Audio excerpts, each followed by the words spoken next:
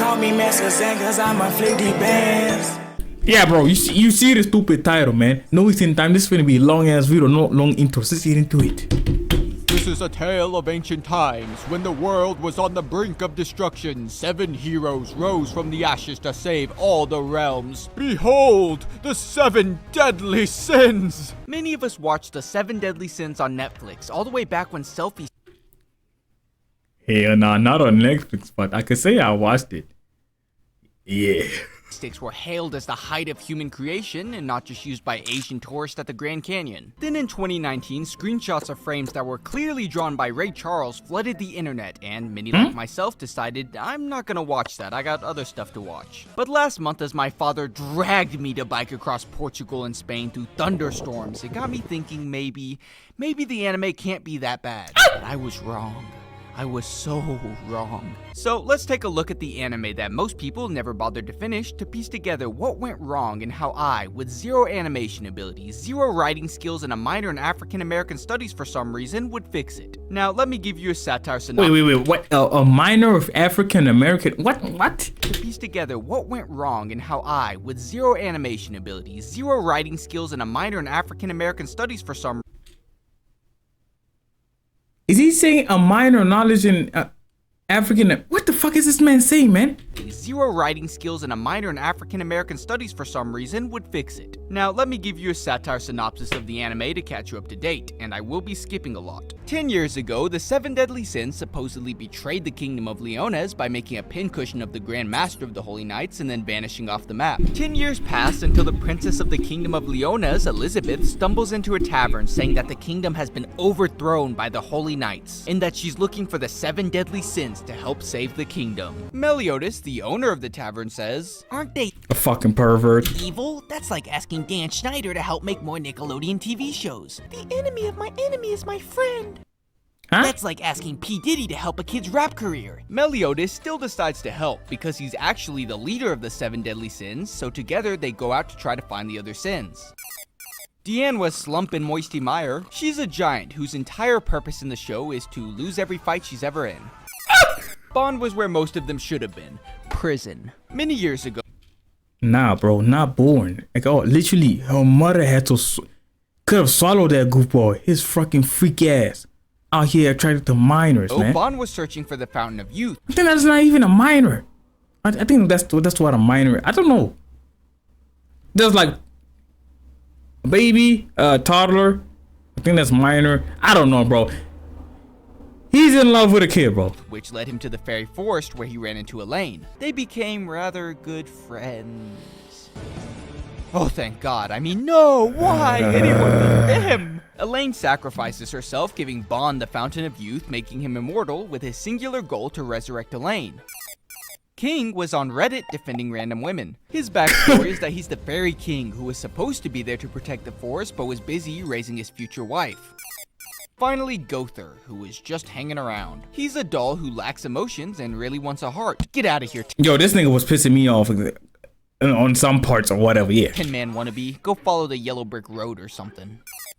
While collecting the 5 deadly felons, Hendrickson, one of the 2 new Holy Grand Masters responsible for framing the 7 deadly sins, collected the key to reawaken. Bro, what is going on with my stomach, man? Don't fucking say that. Well, shit, because I just, I didn't even hit my stomach, but I did the motion of a gorilla.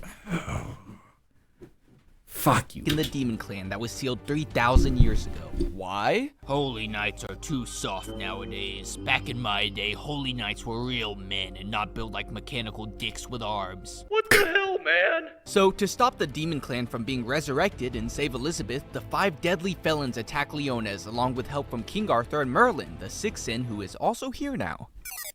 However, Hendrickson and the Holy Knights are far more powerful than they should be because they've been shooting up demon blood like homeless people in West Virginia. Luckily, they have every druggie's weakness. No, is that the DARE program? No, they made me sign a completely legally binding contract that makes it so I can never do drugs in my life. Also, what's that?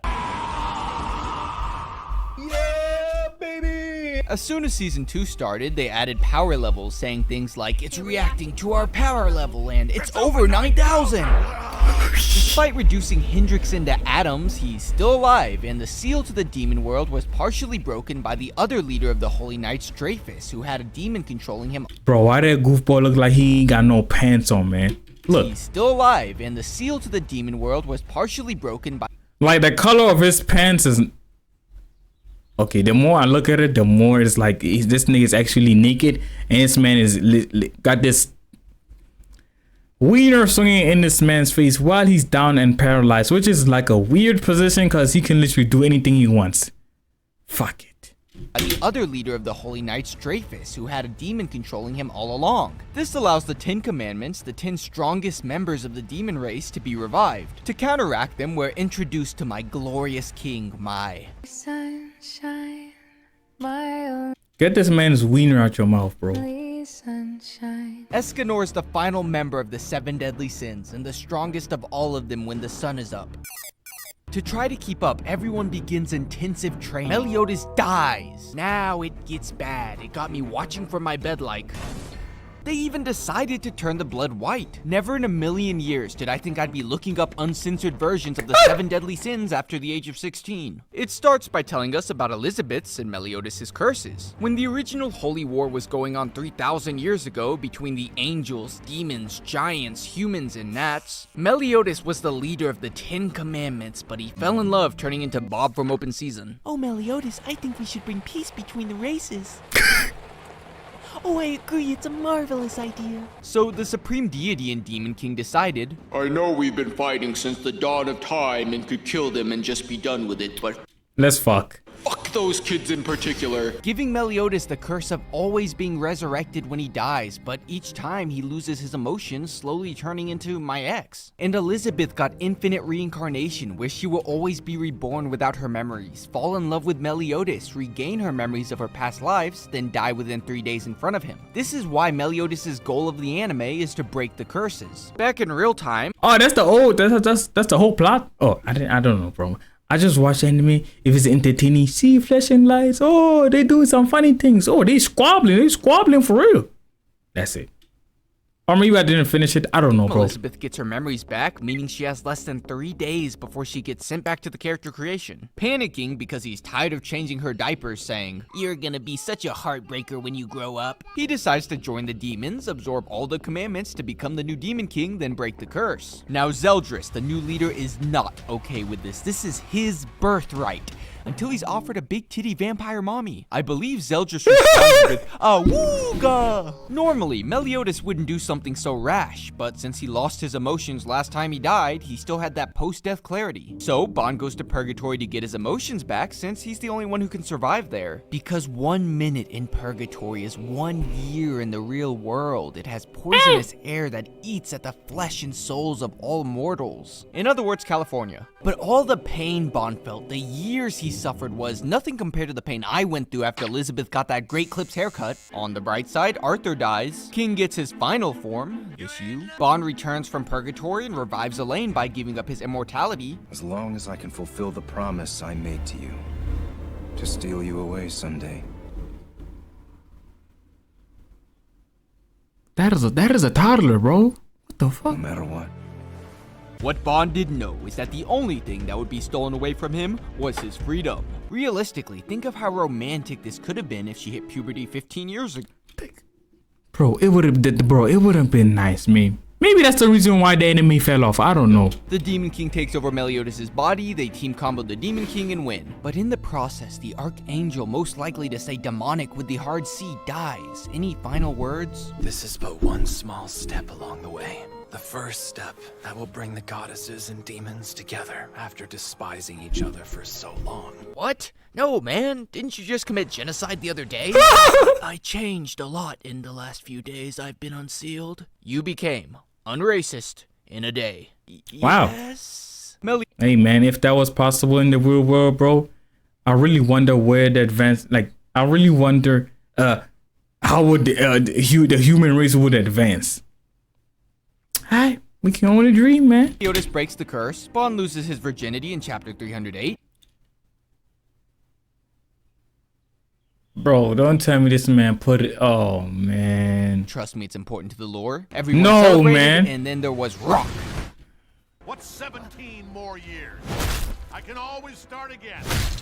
Make another kid. Guys, guess who's not dead? The Demon King who actually took over Zeldris' body. So did nobody bother to check on him after the final battle? Team combo, they got him that time. Wait, no, actually the Demon King just takes over the Earth. Then with one more team combo, the Demon King was finally defeated. But Escanor, although knowing the outcome, used up all of his life force in the final battle and passes away. Then Merlin teleports them away, revives Arthur because he's the King of Chaos, which is the primordial force that created the Demon King as supreme deity. Hawk's mother was actually where Chaos was sealed, and now Arthur can create anything. And this cat is the descendant of Chaos and evil. This is some level balderdash. But you don't understand. This was all part of Merlin's plan. It was her who reactivated the curse on Elizabeth. It was her who allowed the Demon King to take over Meliodas. And it was her who increased the price of the $5 footlong. Merlin, take a seat. You're not Eisen. Cat gets absorbed and they all get married and have kids. And you know what Meliodas' kid got for his birthday? He got to watch the whole anime. Poor kid. Let's talk about the elephant in the room. Get the hell out of here, Horton. The animation had me believing that I could animate this. I couldn't, but it was so bad that I could get an atheist to believe in me. I mean, they took away red blood cells. The only thing that should be doing that is autoimmune hemolytic anemia. Learning with LunarEquinox.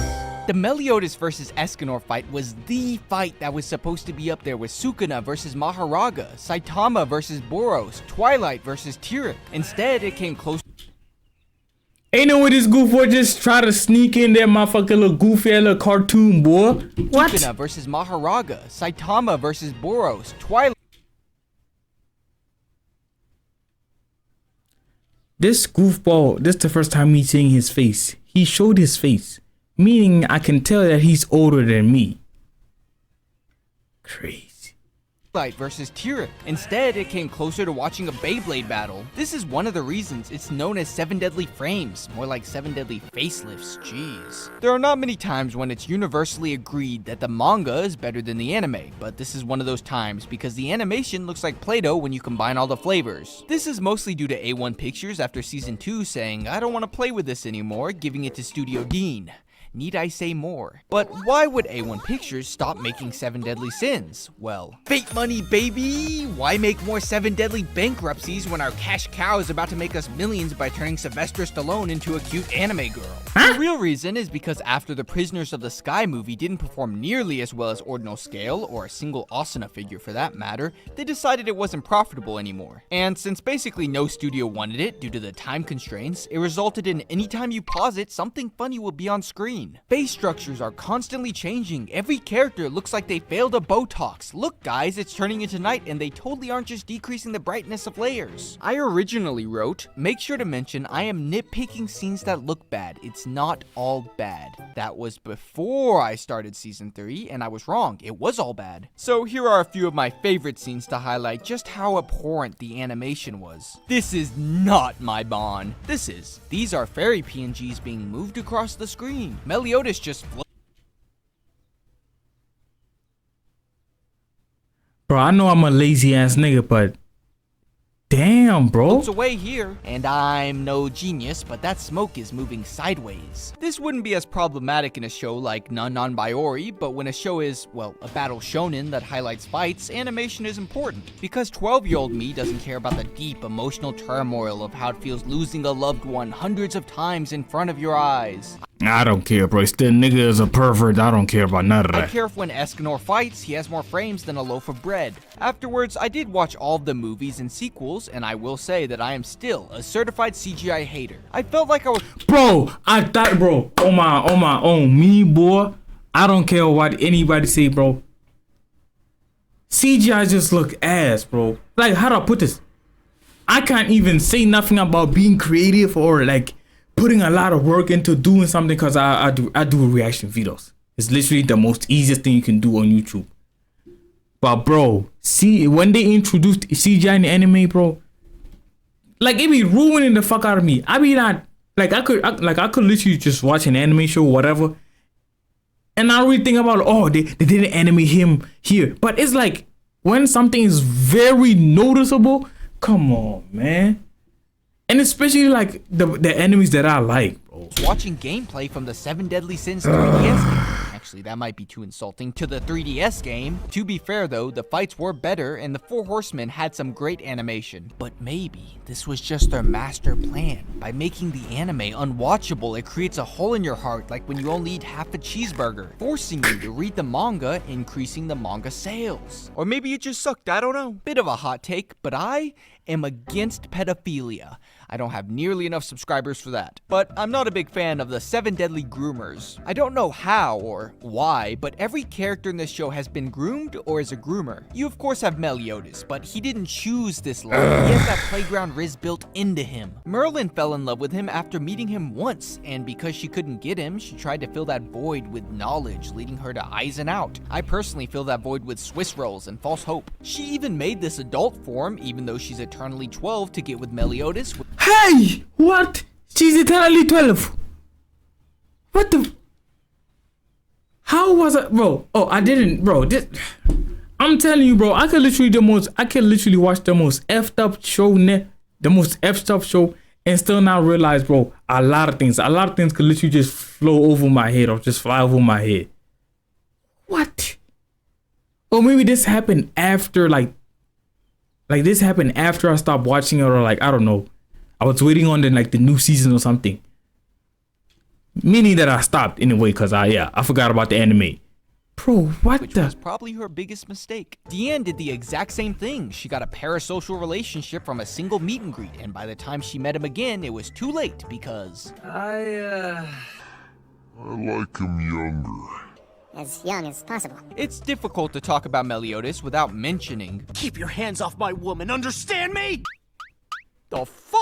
Now, I actually don't think this is as bad as people say. The poor guy got asked a, "If I was a worm, would you still love me?" question and followed through. Then you have Bon and Elaine, and when I look at this, I think, man, she has a good skincare routine. And I'll just say it. Bon was groomed. My poor guy got cougared, which clearly runs in his blood, because you know Jericho, that nice young lady who had a pissing contest with Elaine? When she said, "I'll be with him until he's interested in me," she meant that, even if it meant only a part of him would love her, and I do mean his sperm, because she is okay with the sequel. King kind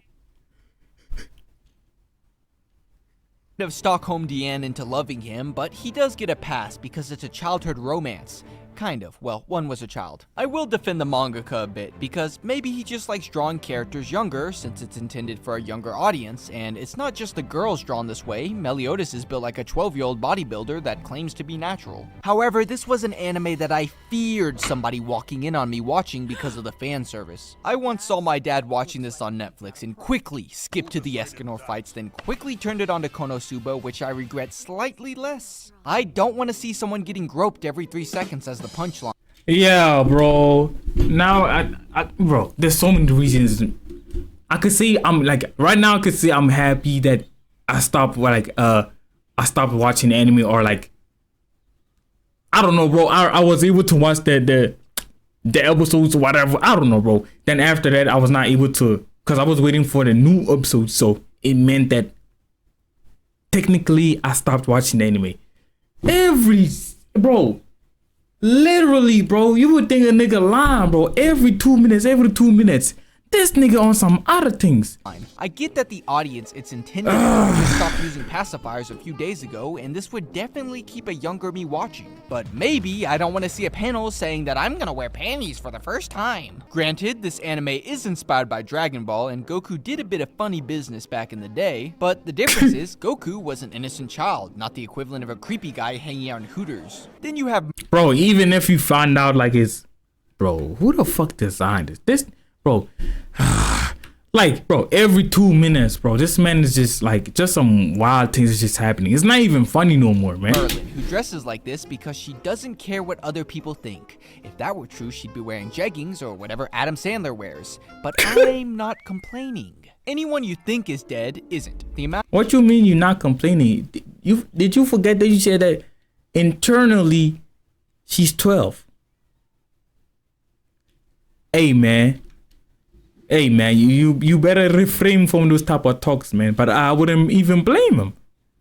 this the shit we are literally exposed to, man. People that die and come back is up there with Kazuma. Elizabeth's sister is dead? No, she's not. Hawk sacrifices himself heroically to save the kingdom. Just kidding, he just shrank. Hendrickson? Not dead. Melascula somehow never dies, but I'm sure she's definitely dead by the end of the series and won't come back in the sequel. Arthur can't even kill himself properly. Deanne's teacher who sacrificed herself and is Deanne's entire backstory dances off the poison. Wild sacrifices himself heroically, using up his life force to allow Bond and Meliodas to escape purgatory.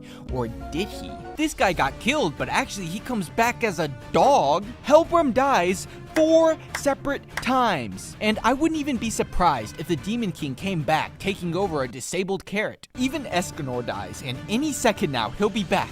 I beg. Not you, get out of here. Giving a character a fake death can be an amazing plot element that really subverts expectations if done correctly, or you could be Boruto. But if you spam revive people like you have unlimited revive seeds, then there'll be no meaning behind the real deaths. This is so common because the story includes a lot of redemption arcs, which is respectable because it's teaching that maybe all people need to fix their lives is a second chance. But I don't like redemption stories about serial killers. I wasn't thinking, oh man, I wish O.J. Simpson turned his life around. I was thinking, man, I wish the glove fit so they Man, I wish, swallowed, or hey, I wish there was like a fucking like some type of technology that prevents goofballs from ever having these type of thoughts as they grow older. Didn't have to quit, but if it rhymes, he didn't commit the crime. As the story progressed, the fights ran into a bit of a problem. Remember early fights like Meliodas versus Gilthunder? Because of his ability to use lightning magic, the fight was dynamic and fluid, but then all the creativity just got sucked out of the fights. At a certain point, it turns into Star Wars with two sides shooting lasers at each other. In the big final battle with the Demon King, Meliodas was just shooting the black balls that took down Mr. Incredible. This happens mostly because at a certain point, power balancing gets thrown out the window. The moment you start introducing abilities like the power of death, or Snow that insta-kills anyone who touches it, or Merlin's up, down, left, right, B, A, start, or King's petrification ability, or Meliodas' new form that never gets used, or Chandler's absolute order where if you don't follow his orders you die, then the whole story boils down to, You idiots! If you've always been able to use that convenient technique, why didn't you do so before? Speaking of this green sunflower, I do not fuck with Chandler Bing. The original demon felt like such an asspull that was needed to balance out the scales. But at least it wasn't as bad as Chaos. This is like if Goku beat Zeno and then an even stronger god showed up. Because of this power cliff between each arc, all characters after their debut are instantly sidelined to the point they simply exist, like the Three Stooges. Yet the most disappointing part of the power system is still the 10 Commandments curses. Each of the 10 Commandments had a unique ability, such as Galland, who had the ability that anyone who lies or goes back on their word would be turned to stone. Sure, it led to a lot of plot holes, like you're gonna tell me that nobody lied to Galland. Hey honey, long day at work? Yeah, huh? What is this? Have you been cheating on me? Of course not, sweetie. Don't be silly. Those are yours. Oh, right. You ready for the demon dance tonight? Yeah, I'll be ready in 5 minutes. No, gallant wife! Also Merlin, who had nullification to the commandments, with the canon explanation being she forgot. Yeah, okay. But then we only got Whoa. Nigga, what? She forgot. No, gallant wife! Also Merlin, who had nullification to the commandments, with the canon explanation being she forgot. Yeah, okay. But then we only got to see 5 of the commandments in action, and they were barely used at that. The writing itself is pretty good, but it's not that part of the video yet. I cannot stand the amnesia trope in anime for the most part, and they keep giving characters amnesia, where although it makes sense sometimes, completely reverses all the character development they did earlier for the sole reason of, wait a minute, if they fall in love too quickly, then they have no character development outside of crying every fight. The ending did feel stretched out, like the mangaka kept it going due to its clear success, but my brother in Christ, it's time to put down the pen and conclude the story. What? The sequel was the 39th best-selling manga of 2021? My good friend, have you considered the 7 heavenly virtues, the 9 choirs of angels, the 12 disciples? Let me talk about what the show did right to bring balance to the universe. This is one of the few anime where the dub is actually more well known than the sub. This is probably because most of us watched it on Netflix, and if you didn't, geez, let me check you into the senior citizens home, old man. When I think of Eskimo, I think of Kyle. When I think of Hawk, I think of Christina. And when I think of Villager B from episode 14, I think of Doug. These two Who the fuck are these niggas, man? Hey, considering I love dub more than sub, I don't got time to be. I don't have time to analyze what the hell is happening and read the subtitles because it's something like the scene is literally fast. Hey man, let me not disrespect them boys because it looks like they're the voiceovers that do the dubs that I like. So hey, my 4 OG. Intros are also some of the most iconic in anime. The thing about Nakaba Suzuki, I know this is gonna shock a lot of you, but he wrote a good story. The entire concept of the universe that it takes place in is so simplistic but feels complete, even though it takes place in Britain. The driving element of one character that lives forever and one who is constantly restarting is an intriguing concept that I haven't seen many times for reasons I'm sure, but it's still really good. Some of the twists, like the Estarossa reveal and that Bond was actually a virgin up until chapter 308, trust me it's important to the lore, are done well because the mangaka is really good at foreshadowing. In season 1, when it was hinted that a Sin could be a traitor, I suspected every single one of them until I didn't, because we solved that mystery, but one of the Sins was actually a traitor. King, who got them cancelled for a lack of inclusivity. The mangaka is also so good at creating hype moments. When Meliodas switched it on, it never felt out of place. Just look at their names, the 7 deadly sins, the 10 commandments, the weird fangs. Okay, maybe not that one. And I cannot tell you what a grip this man had on the anime community in 2018. Every time he spoke, boys became men. Apologize to me that you were born into my world. These quotes had Shakespeare quaking in his boots. I am the one who stands at the pinnacle of all races is such a cold line. Go fast. That I'm not allowed to say. The characters.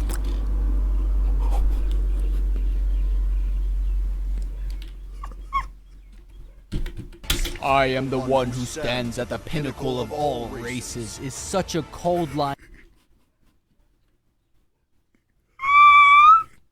And that I'm not allowed to say. The characters for the most this thing was funny as hell. part are all really likable and well written, from Bond to Villager B. My favorite when I was a young one was Hawk, and you know what? The 8th sin of Leftovers is still pretty funny. Meliodas kind of sucks, since guys like him are the reason why you have to cover up your shoulders in schools. Elizabeth was the proprietor of the Taku no Jutsu and sure did pocket sage the entire anime, and even sounds like a Valorant e-girl. Sir Meliodas, do you need a heal?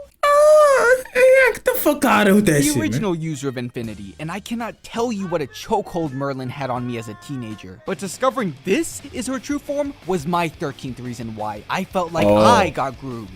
Oh, at least he acknowledged that. He explained what the hell he meant, talking about like Merlin had him in a chokehold when he didn't know. After he knew, okay, now he regretted saying that. Bond was that guy. He stole everything. That dude's clothes, the Fairy King title, his sister's virginity in chapter 308. His sister! Bro. Okay, I'm not gonna lie, bro. Yeah, I'm glad. Yeah, man. Hey, my bad for y'all who like the anime, but come on, man. This is too much. King's sister for the record. Bro, come on. Trust me, it's important to the lore. But you can't talk about the characters without mentioning my glorious... Bro, it's already effed up that it's like he out here, like, Fumi got feelings for a little young, whatever, yeah. But it's the sister.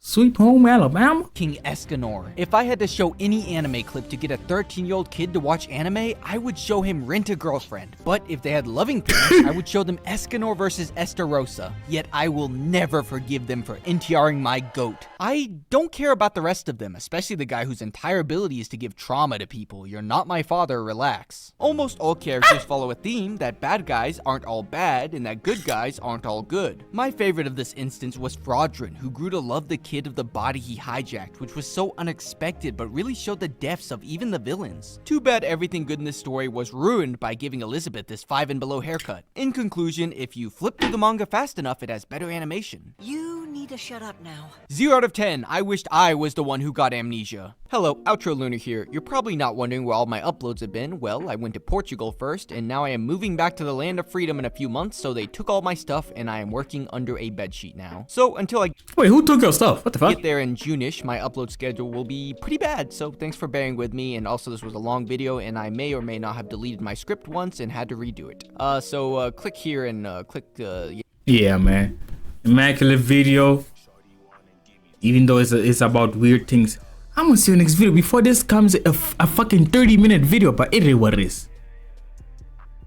Okay, fuck, I'm not gonna make it a 30-minute video just because I want the video to have 30 minutes. I'm gonna see you in the next video. I'm going, bro. Call me Master Zen, cause I'm a flick the bands.